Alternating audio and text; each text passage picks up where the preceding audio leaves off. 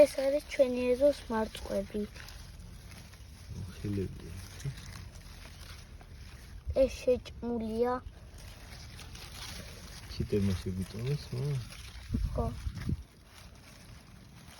აი ეს არის ბომბორა მარწყვი. იქით ცოტა იქით არაა კარგად გაზრდილები.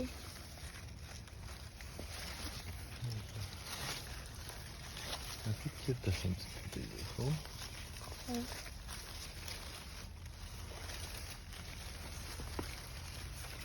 კიდე შედიმალებიან ნახე.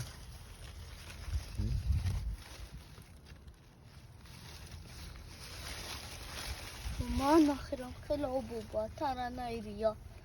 სად მედის? ხტუნავს. კალიასნაირად ხტუნავს.